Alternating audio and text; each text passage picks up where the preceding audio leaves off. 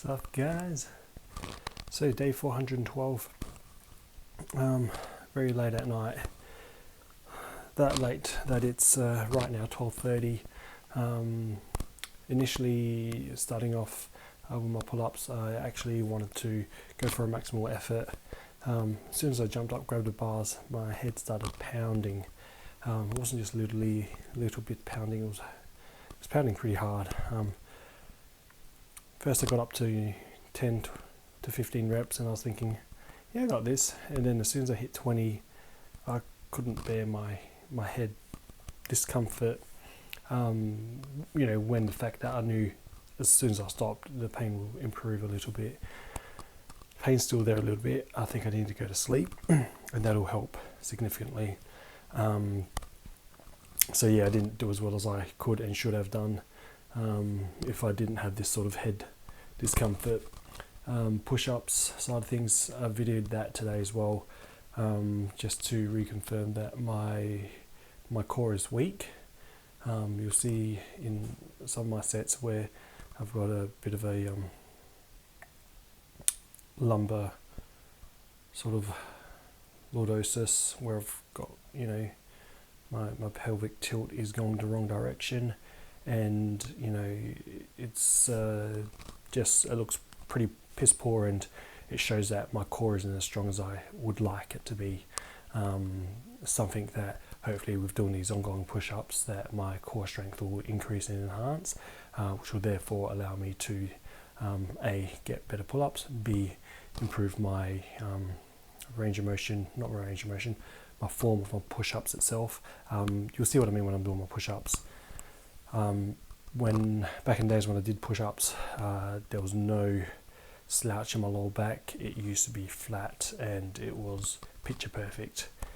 So looking at me doing push-ups like this, it shocks me and amazes me dramatically. Anyways, check out the video of the push-ups, pull-ups itself. You can diss me on my push-up range of motion, but hopefully with time and more effort and consistency that it does improve. Be mindful that I haven't been doing many push-ups for quite some time, and only recently have I reincorporated push-ups into my life and into my workouts. So that's all. Peace. I'm super tired. Look at me. Can't open my eyes. Cheers guys. Bedtime. Look, yeah, I know I said bedtime, but I do want to do a little voiceover before I finish off. I think overall, if you're going to consider doing something ridiculous like what I'm doing with everyday movements, set mini goals for yourself. Don't go all out and don't set like, you got to do 100 push-ups or 100 pull-ups every single day.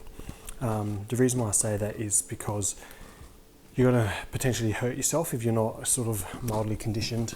And in addition to that, once you injure yourself or put yourself off of doing something, instead of taking steps forward, you're going to be, it's like a 1 step forward, 3 steps back. And it will take a long time to get back into the routine and having that motivation and drive to get back into swinging things and reattempting things really. So learn from this and start off with achievable goals and gradually build from there. It's okay to, have an end goal where you want to do 100 pull-ups or 100 push-ups in a row or something like that. But be mindful of little goals will reach larger goals. So little steps to get to that big, peak. And once you reach that peak, it's like a mountain. From a standing point of view, you look up, there's a peak, climb up to that peak, you reach that peak, and then you realize there's a bit of flat ground, and you look up again, and there's another peak, and it just keeps on going. Is there ever a genuine peak to a peak? There is. However, once you hit that peak, what do you want to do? Do you want to go back down, or do you want to reach higher?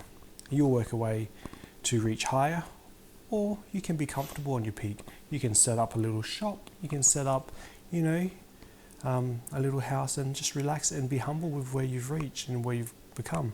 And if people come up and want to learn from you, I believe it's it's your duty to teach and to guide those who are willing and wanting to make a sacrifice and to reach the same peak as what you've reached.